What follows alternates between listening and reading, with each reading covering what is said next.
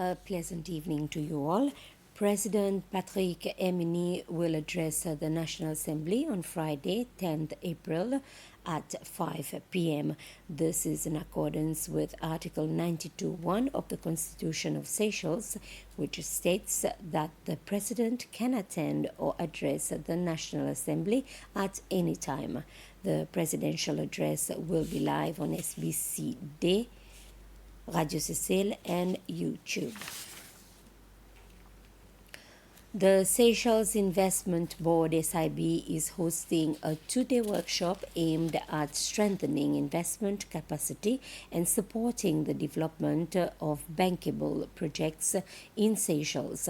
Organized in collaboration with the United Nations Conference on Trade and Development, the workshop brings together stakeholders from both the public and private sectors. Discussions are centered on practical approaches to improving investment readiness, enhancing project development, and better aligning project presentations with investors' expectations. The initiative forms part of an ongoing project which seeks to build the capacity of Seychelles and 4 other African countries, Ethiopia, Malawi, Namibia, and Tanzania, to attract and manage private financing and investment in renewable energy. The broader goal is to facilitate energy transition efforts and contribute to the achievement of the Sustainable Development Goals, SDGs. Each of these countries is very different. Some of these countries have large populations. Some of them, like Seychelles, are relatively small and islands. And so really each of these countries has its own opportunities and its own challenges.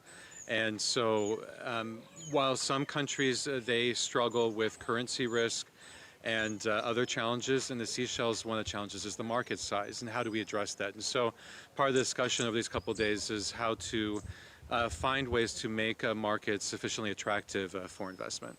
Our goal really through these 2 days is to work with the Seychelles government to be able to identify specific projects to further develop and pitch to international investors.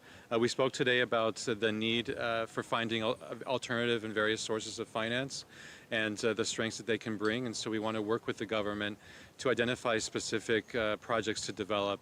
And so we're encouraged by these discussions. We're very happy to see with us today representatives from different parts of Seychelles, from different ministries in the government, from the private sector as well, because it's very important to be able to work with these different stakeholders in developing these projects and making sure that we can manage the risks and ensure that we see the hope for benefits from these projects.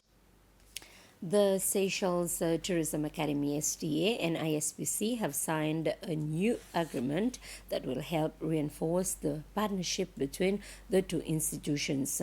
The signing took place in the presence of the Minister for Tourism and Culture, Amanda Burstein, the Principal Secretary for Tourism, Sharon Francis, and the ISPC Chief Executive Officer, among other invitees. Under this MOU, ISPC will support the institution with equipment and products that will assist students in developing their careers. The company has been working in close collaboration with the Tourism Academy for the past 19 years. This year, ISPC is also celebrating its 20th anniversary. The director of the Tourism Academy, Richard Mathiot, stated that such collaboration will bring many benefits, and without partnerships of this nature, much development will not have been possible. This memorandum of understanding established a framework for cooperation in several key areas. These include curriculum development, joint delivery of training programs, exchange of expertise, sharing of academic resources and facilities, and collaborations in research and capacity building. This will provide the Academy with continue to provide strong professionals and practical foundation for the tourism demands.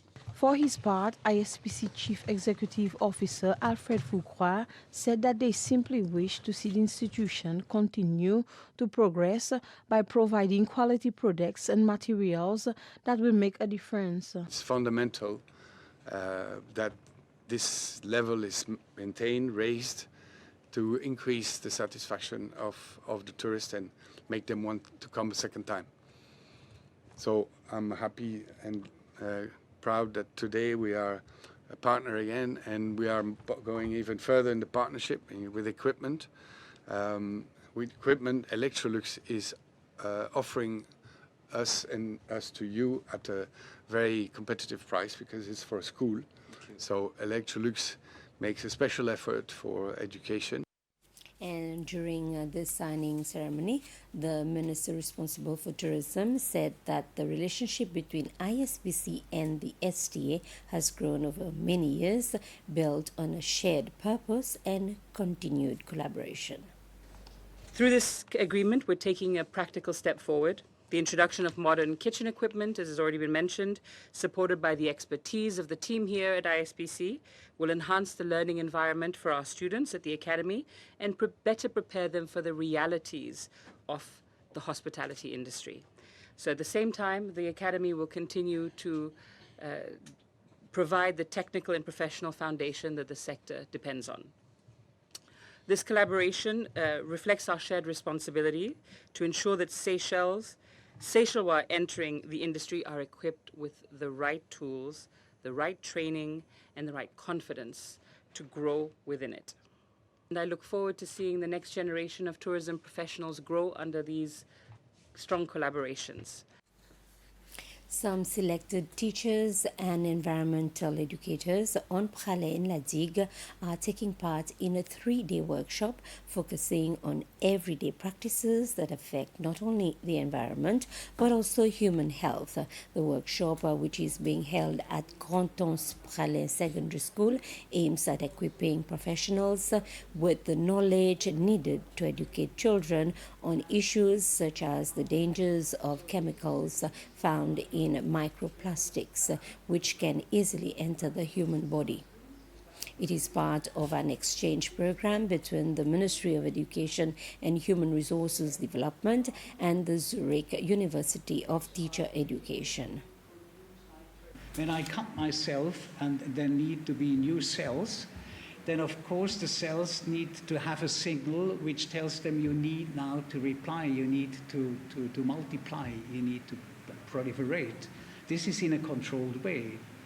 But when now the plasticizer, which has exactly the same structure like estrogen, is in my body, then it takes over the role of estrogen, but in an uncontrolled way. So there is a lot of health concern regarding plastic, And this is what I would like to talk about tomorrow. So the focus tomorrow will be the age of plastic. And with this, we end this news summary. I'll be back at 8 with the Creole Bulletin.